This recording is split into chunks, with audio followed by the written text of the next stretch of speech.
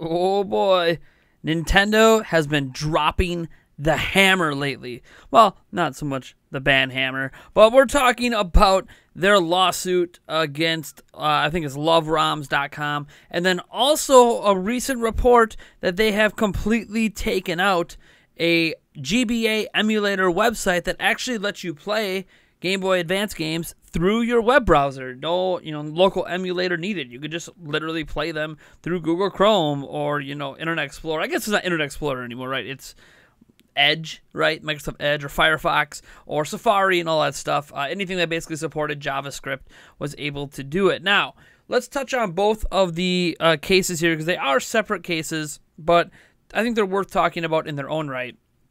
And first, the one against LoveRoms is very interesting because it's basically a $100 million lawsuit. So I'm getting some of this information off of Kotaku here. And it says on July 19th, Nintendo filed a suit in the Arizona federal court against the operator of two popular retro gaming sites, which have been hosting ROMs of some of the game's most famous games. And that says the suit alleges the two sites, loveroms.com and loveretro.co, both owned and operated by Jacob Matthias, are built almost entirely on the brazen and mass-scale infringement of Nintendo's intellectual property rights. In addition to Nintendo's video games, defendants reproduce, distribute, and publicly perform a vast library of Nintendo's other copyrighted works on and through LoveRoms and Love Retro websites, including the property BIOS software for several of Nintendo video game systems, and thousands of Nintendo's copyrighted musical works and audio recordings. Defendants also make extensive use of Nintendo's registered trademarks, including the Nintendo logo and the most recognizable Nintendo video game characters, to encourage visitors to download and play unauthorized copies of Nintendo's copyrighted works. It also says that the LoveRoms itself receives 17 million visitors each month, and such visitors are drawn to the website by widespread availability of free, unauthorized copies of Nintendo's video games and other highly valuable intellectual property. And they are asking for an award of $150,000 per infringement of each Nintendo copyright work and up to $2 million for the infringement of each Nintendo trademark. And I don't have the exact numbers in front of me, but essentially there's enough of these infringements and enough of the trademark issues that it actually adds up to around $100 million. Just crazy. So obviously that's a big deal. This guy's not going to have $100 million to pay this to keep them up. And if they keep them up, they still, might have to pay more fees in the future because obviously to pay the fees would mean admitting that you have committed all these copyright infringements and trademark infringements. So what's happened is, at least according to Twitter, and also when I view the website, LoveRoms noted that all Nintendo titles have been removed from the site. So they've already proactively removed all the titles. Nintendo doesn't have to let it go, though. This is kind of the big thing here, where just because they removed all of Nintendo's games and stuff, and BIOS things for consoles and all that off of their website, it doesn't mean Nintendo has to drop the lawsuit. Nintendo can still push forward the lawsuit because these infringements happened regardless of if they're now been rectified. Rectified or not, this stuff was still occurring, so Nintendo could hold steadfast and still try to sue for $100 million, and they probably have all the evidence before they did this, and all backups of everything, even though it's all been deleted off the website. So at this point, it's really in Nintendo's court. Chances are Nintendo's probably going to drop the lawsuit. And I say this because Nintendo has gone after ROM sites in the past, and almost in every single instant, the ROM site either just closes its doors or it removes everything, and that's it. You don't hear anything else. It's more like a cease and desist kind of thing. They stop, Nintendo leaves them alone. There's no lawsuit pushed forward. But what was different about this case is that they specifically were going after for damages. Nintendo usually doesn't do that. That's not actually Nintendo's typical approach to going after ROM sites. They're not usually trying to get money. They're usually not doing it to make money or to be, I guess, to be paid. Nintendo usually does this just to stop the spreading of ROMs, which obviously I think Nintendo's not silly enough to think ROM spreading is going to be gone entirely. You're always going to have another site pop up, another this, another that. But I mean, 17 million viewers a month is nothing to scoff at. And obviously most of them there for Nintendo stuff. Love ROMs was actually so bad, like the entire website was themed around Mario, so like it very much was, yeah, come here for Nintendo games. We have all of them. We also have system BIOSes. We have everything you need to play Nintendo games, old school Nintendo games illegally. So yeah, I mean, they kind of sort of made themselves a target. We'll see. We'll see what happens. There was also a post because there's two different, there's that Love ROMs and Love Retro. Love ROM said they removed all the titles. Love Retro itself says it's effectively been shut down until further notice. Thanks for your patronage to date, and we hope to get this figured out. And I mean, to be fair, they were making money off of Nintendo's properties, not just through like a Patreon or something like that, but like they literally made money off of someone else's work. So it's a very sticky situation, and it might be why Nintendo is going after them so hard legally in the courts. Now, the second one's interesting. I actually got this information from Nintendo Life. So Nintendo has filed a lawsuit, against those ROM emulator sites, but it also went after a repository developer on GitHub. And that developer allowed access to Game Boy Advance games through a JavaScript-based emulator that, again, like I said, it ran in your browser. Nintendo, it's noted here Nintendo does not permit unsanctioned projects that are a clear copyright infringement, and cited how the particular repository was in violation of the law and GitHub's own terms of service. Now, obviously, GitHub's got its own terms of service that it has to enforce as well. To just, this platform was shut down by GitHub themselves. They've completely removed it. So Nintendo didn't really file a lawsuit looking for money in this case. They kind of just turned to GitHub and said, hey, you need to get this taken care of. If you don't get this taken care of, then further action might be needed to do. The DMCA notice was issued last week, and then GitHub removed the files practically immediately after receiving the notice. The repository in question did offer free access to a series of popular Game Boy Advance titles. The interesting thing here is that apparently the core behind this JavaScript emulator was actually using code from the Game Boy Advance.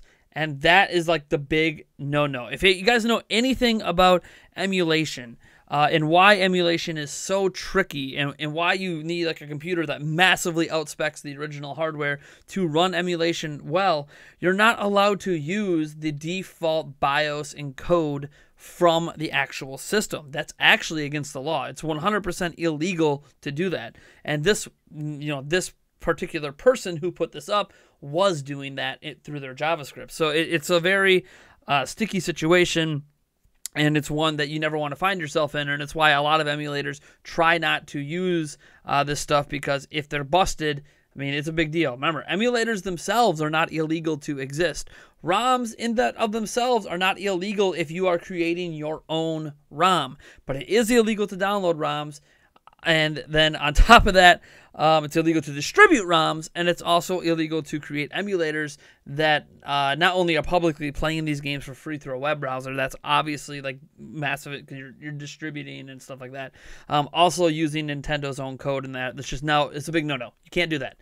And apparently, Nintendo Life has a source, or well, their source comes from Torrent Freak. Anyways, that Nintendo is actually considering legal action against the owner of the infringing GitHub repository. So they are actually considering doing additional legal actions against this person, likely similar to what we saw with Love ROMs, where they're probably going to look for some monetary compensation. Nintendo, as of yet, hasn't necessarily in any of their lawsuits requested jail time or said they should go to jail for their actions and be charged with felonies and stuff like that. But they have typically, cease and desist, and now in this case, going even harder. I think what's interesting in all of this is because this isn't the only thing in the GitHub repository. I guess many emulators are hosted on the platform, GitHub, and Nintendo tries to take them down as they find them, but more and more keep cropping up because it's the internet. Once things are on the internet, they're always on the internet. That's kind of like the number one rule of the internet is once it's on the internet, and you can never get rid of it. But Nintendo is Going to the next level here. I mean, this is next level actions from Nintendo. Nintendo has been fighting against emulation, been fighting against ROMs, been fighting against distribution of ROMs and illegal emulators for many, many years. They do this all the time. Like, normally this isn't news that Nintendo goes after and shuts down these places. They've been doing it for decades. It's literally a yearly occurrence several times a year. But what makes these two cases in particular stand out is that Nintendo is trying to seek monetary compensation. That is a new strategy for Nintendo, and maybe they're doing this to discourage people from just cropping up again, right? We said once these things are out on the internet, they're always on the internet, but they don't have to always come from websites that are really well organized, really user-friendly, really easy to use. That was the thing with GitHub. Obviously, people putting stuff on GitHub, and that was the thing with, you know, people putting stuff up at like Love ROMs. Love ROMs is extremely well organized, easy to navigate. That's why it had 17 million people coming to it every month for these games. So it's one of those things that I think Nintendo is, and their legal department's like, look, what we've been doing for decades is not making a dent in the problem. We cease and desist or get rid of one website, another one crops up. So instead of trying to completely eliminate ROMs on the internet, which will be impossible, instead, they're like, look, what we want to discourage is the easy distribution methods of these ROMs. We want to discourage websites from cropping up that are easy to navigate and specifically there to download ROMs. And to do that, if they win a $100 million lawsuit against a guy out in Arizona, that's really going to discourage a lot of people from risking their livelihood to put up a ROM site. Right now, the risk has always been, oh, it's a cease and desist. So we'll run it for as much as we can, make as much money as we can, then we shut down the website, game over. We'll launch a new one in a year from now, make a bunch of money, shut down, rinse and repeat. But if Nintendo's going to do like actual monetary damages for this stuff, look out. This is going to have a huge impact on the ease of distributing ROMs, at least through easy to find and easy to use, or user-friendly websites, etc. And obviously, the action being considered against GitHub, this GitHub user, is interesting in so much that they're not going to go after GitHub itself, because GitHub itself isn't, like literally these people are breaking GitHub's term of service. So GitHub needs to be better about enforcing their terms of service, of course. But they're not mad at GitHub. They're mad at the people distributing. And I guess the idea is if they do legal action against this person, do go for damages against him, or see what kind of damages they can do, it could discourage other people from using GitHub as a platform to release this stuff. Again, it's not going to stop the stuff from releasing, but getting rid of easy to access ways to get to it is really the best solution Nintendo can do right now. Obviously, some of you guys might be mad. Some of you guys are going to be all about video game preservation and all about these ROMs should be out there, blah, blah, blah, blah. Personally, where I stand on it is, one, let's be completely honest here. Most of these ROM sites don't exist to preserve video games. That's not their purpose. Even if they put on the site that this site exists to preserve video games, that's not the case. Video game preservation doesn't even require it being publicly available. What it would, I guess the best way to do it is to, if you really care about video game preservation, is for gamers to come together and help fund the forming of a proper video game museum. That's sole purpose of existence is to basically preserve video game history. So yes, they might dump all of their all these games legally on their own servers, and you can maybe even go visit this museum and see videos of this stuff or see it in action at the museum. But in general, it's there for video game preservation, and it doesn't need to be publicly available. Right now, that doesn't really exist. There are video game museums. Some of them do have preservation efforts in the works. None of them are funded well enough to really preserve the whole of gaming. There's a lot, millions upon millions of games to try to preserve. This isn't even including betas and alphas, which arguably you could say those don't need to be preserved necessarily, because that should be up to the people who made them and whether they want those to be preserved. But it's whatever. All I know is Nintendo's cracking down, and they're cracking down in a way they've never done before, and we'll have to wait and see how this plays out. I don't know that Nintendo's going to drop the lawsuit on this person out in Arizona just because he closed one website and got rid of Nintendo stuff on the other. I think that this isn't just some idle threat. Nintendo is taking things to the next step, and we'll see what happens. Anyways, folks, I'm Nathaniel Rufflegents from Nintendo Prime, and if you like this video, you know what to do, and if you dislike the video, hit that dislike button, subscribe for more content, and I'll catch you all in the next one.